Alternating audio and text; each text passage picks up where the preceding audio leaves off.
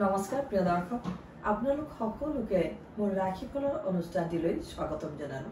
আজি ভাদ মাহৰ 21 দিন ৰবিবাৰ ইংৰাজী 7 ছেপ্টেম্বৰ। আজিৰ দিনটোত সূৰ্য উদয় 5:08:26, সূৰ্য অস্ত 5:34:21। তিথি হৈছে পূৰ্ণিমা তিথি।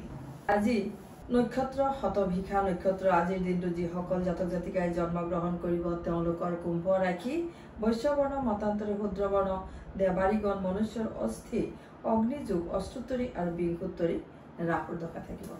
যিয়ে নহওক আজিৰ দিনটো বছৰৰ শেষৰটো অৰ্থাৎ দ্বিতীয়টো চন্দ্ৰগ্ৰহণ 7 ছেপ্টেম্বৰ 2025। ৰাতি সময় হৈছে ৰাতি 9:58।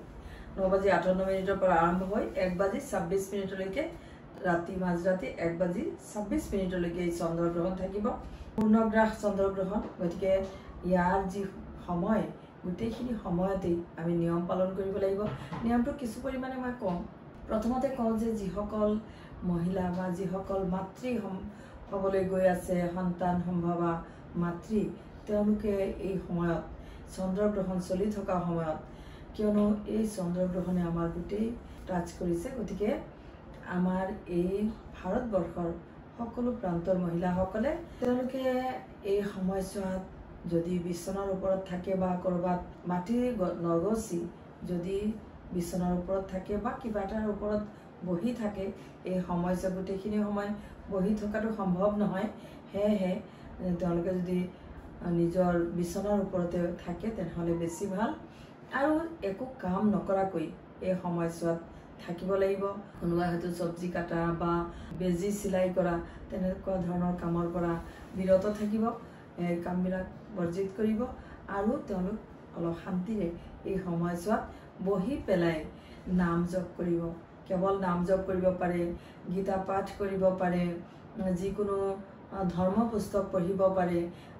যদি তেওঁলোকে এই সময়ছোৱাত শিৱনাম জপ কৰে তেনেহ'লে অত্যন্ত শুভ। তেওঁৰ যি সন্তান জন্ম ল'ব, তেওঁৰ সন্তান অত্যন্ত শক্তিৱান, তেওঁৰ হাই কনফিডেণ্ট হ'ব আৰু তেওঁৰ মনন শক্তি অত্যন্ত বেছি হ'ব, জ্ঞানী হ'ব, সকলো ধৰণৰ প্ৰাপ্তি যোগ দেখা যায়। কাৰণ কি এই যে চন্দ্ৰগ্ৰহণে এটা সৌভাগ্য যোগ, আৰু এই চন্দ্ৰগ্ৰহণত যিহেতু যিসকলৰ সন্তান সম্ভৱিতা মাতৃ তেওঁলোকে এই সময়ছোৱা পাইছে, গতিকে এই সময়ছোৱা তেওঁলোকে পূৰ্ণ পৰিমাণে তেওঁলোকে এই সময়ছোৱা প্ৰাপ্তি কৰক। এই সময়ছোৱাত তেওঁলোকে যি শুভ যোগ আছে গোটেইখিনি তেওঁলোকে পাওক।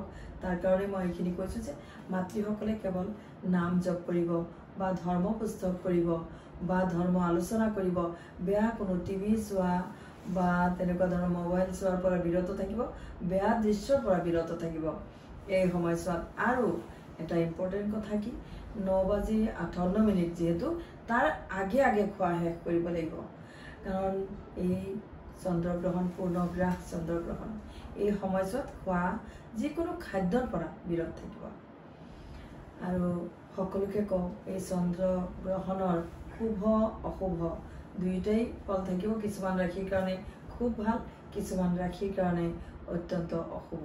গতিকে সকলো ৰাশিৰ লোকসকলে চন্দ্ৰগ্ৰহণটো অকণমান মানি চলিব। চন্দ্ৰগ্ৰহণ মানিবলৈ হ'লে এই সময়ছোৱাত ধৰ্ম পুস্তক পাঠ কৰা, নাম জপ কৰা আৰু আমি স্থিৰ হৈ থকা। এই চন্দ্ৰগ্ৰহণ লগাৰ আগতেই গা ধুই ল'ব, মাজত এবাৰ গা ধুব আৰু চন্দ্ৰগ্ৰহণ শেষ হোৱাৰ পিছত গা ধুব লাগে। গতিকে চন্দ্ৰগ্ৰহণ শেষ হোৱাৰ পিছত গা ধোৱাৰ প্ৰয়োজন নাই। ৰাতিপুৱা টোপনিৰ পৰা উঠি গা ধুই ল'ব, তেনেহ'লে আপোনাৰ যি চন্দ্ৰগ্ৰহণৰ শুভ প্ৰভাৱ এয়া সকলোখিনি প্ৰাপ্তি কৰিবলৈ সক্ষম হ'ব। যিয়ে নহওক এইখিনিতে মই ৰাশিফল ক'বলৈ লৈছোঁ। প্ৰথমতে মই কওঁ ৰাশিফলৰ আৰম্ভণিতে মেঘ ৰাশিৰ কথা। মেঘ ৰাশিৰ লোকসকলে কৰ্মৰতা মহিলাসকলৰ বাবে দিনটো কিছু বাধাযুক্ত আৰু ষ্ট্ৰাগল হ'ব। দিনটোত শাৰীৰিক শ্ৰম বৃদ্ধি, লগতে মনৰ দুৰ্বলতাও হ'ব, প্ৰেমত অশান্তি থাকিব। শুভ ফলৰ বাবে এই সময় আজিৰ দিনটোত দুৰ্গা নামেৰে দিনটোৰ আৰম্ভণি কৰিব। আৰু ৰাতিটো মই ক'লোৱেই যে চন্দ্ৰগ্ৰহণ, তাৰ কাৰণে ৰাতিটো দুৰ্গা নাম জপ কৰিব মেঘ ৰাশিৰ লোকসকলে। বৃষ ৰাশিৰ লোকসকলে দৃঢ়তা আৰু আত্মবিশ্বাস বৃদ্ধি কৰিব, ইচ্ছা শক্তি সক্ৰিয় হ'ব। বিদ্যাৰ্থীৰ সৰু সুৰা ভ্ৰমণ বা পৰিৱৰ্তনৰ যুগ আজি বগা ৰং আৰু 2 সংখ্যা ব্যৱহাৰ কৰিব মিথুন ৰাশি কামবোৰ আধৰুৱা কৰি পেলাই নথব ব্যৱসায়ৰ মিশ্ৰ ফল লাভ হ'ব নৱজাতকৰ আজি ভাল দিন আজিৰ দিনটোত সকলোৱে অকমান ঘৰৰ সকলো সদস্যই মিলি পেলাই আজিৰ দিনটো উপভোগ কৰিব ভাল ফল লাভ কৰিব এইবাৰ আহিছো মই কৰ্কট ৰাশিলৈ কৰ্কট ৰাশিৰ লোকসকলৰ আজিৰ দিনটো কৰ্মস্থানত গুৰু দায়িত্ব বহন কৰিবলগীয়া হ'ব পাৰে অকমান মগজু ঠাণ্ডা কৰি কামৰ দায়িত্ব ভাৰ গ্ৰহণ কৰিব বিদ্যাৰ্থী আৰু ভ্ৰমণকাৰীৰ কাৰণে শুভ দিন আজি শুভ ৰং হিচাপে কমলা ৰং আৰু শুভ সংখ্যা হিচাপে 5 সংখ্যা ব্যৱহাৰ কৰিব এইবাৰ সিংহ ৰাশি বন্ধুৰ লগত সুসম্পৰ্ক আজি বজাই ৰাখিবলৈ চেষ্টা কৰিব আজি মাতুল বংশৰ সৈতে মনোমালিন্য আজি হ'ব পাৰে হে ইয়াৰ পৰা বিৰত থাকিব বৰ্জন কৰিব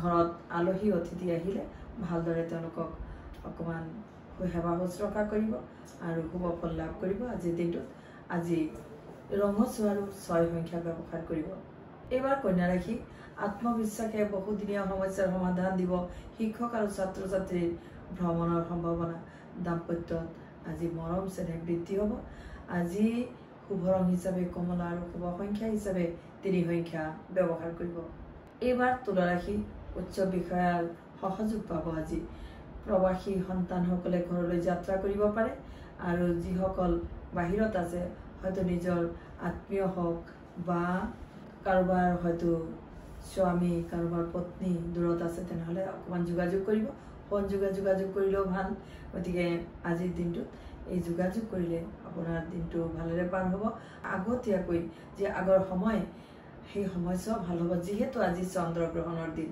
আজি পূৰ্ণিমা তিথি আৰু চন্দ্ৰগ্ৰহণ আজিৰ দিনটোত শুভ ৰং হিচাপে ব্যৱহাৰ কৰিব নীলা ৰং আৰু শুভ সংখ্যা 8 ব্যৱহাৰ কৰিব এবাৰ ধনু ৰাশি সতৰ্কতাৰে সৈতে সিদ্ধান্ত ল'ব আইনবিদৰ বাবে সমস্যাপূৰ্ণ হে সতৰ্কতা অৱলম্বন কৰিব সেউজীয়া ৰং আৰু 5 সংখ্যা সহায় ল'ব আজি আপুনি শুভ ফল লাভ কৰিবলৈ সক্ষম হ'ব এইবাৰ মকৰ ৰাশি ঘৰুৱা সুখ সমৃদ্ধি বৃদ্ধি হ'ব ছাত্ৰ ছাত্ৰীৰ মনোযোগ আৰু বিদ্যাত উন্নতি লাভ হ'ব উচ্চপদস্থ লোকসকলে নিম্ন স্থানৰ লোকসকলৰ লগত মনোমালিন্য এৰাই চলিব আজিৰ বাবে শুভ ৰং কমলা আৰু শুভ সংখ্যা 1 প্ৰয়োগ কৰিব এইবাৰ কুম্ভ ৰাশি আজিৰ দিনটোত সকলোৰে সৈতে সুমধুৰ বাক্য ব্যৱহাৰ কৰিব শিল্পী আৰু খেলুৱৈসকলৰ উচ্চ আকাংক্ষা বৃদ্ধি হ'ব ভাতৃৰ সহযোগ আৰু গুৰুজনৰ আশীৰ্বাদ প্ৰাপ্তি হ'ব আজি ৰূপালী ৰং আৰু 2 সংখ্যা ব্যৱহাৰ কৰিব শেষত ৰাশি চক্ৰ শেষৰ ৰাশি মীন ৰাশিৰ কথা কৈছো কোনোবা সদস্যৰ অসুখে মনকষ্ট দিব আজিৰ দিনটোত পৰিয়ালত সৰু সুৰা সমস্যা থাকিব পিতৃ মাতৃৰ স্বাস্থ্যৰ যত্ন ল'ব আজি দূৰণিবতীয়া কিবা সংবাদে আপোনাক আনন্দ প্ৰদান কৰিব বিবাহৰ বাধাই মনকষ্ট দিব আজি শুভ দিন হিচাপে যিকোনো শুভ কৰ্ম কৰাৰ পৰা বিৰত থাকিব আজিৰ বাবে শুভ ৰং হালধীয়া আৰু শুভ সংখ্যা 5 প্ৰয়োগ কৰিব প্ৰিয় দৰ্শক এইখিনিতে ৰাশিফল শেষ হ'ল আপোনালোকে যদি যিকোনো প্ৰব্লেমৰ কাৰণে মোক যোগাযোগ কৰিব বিচাৰে তেনেহলে স্ক্ৰীনত দিয়া নম্বৰত যোগাযোগ কৰিব শেষত সকলোৰে কুশল মংগল কামনা কৰি বিদায় ললো ধন্যবাদ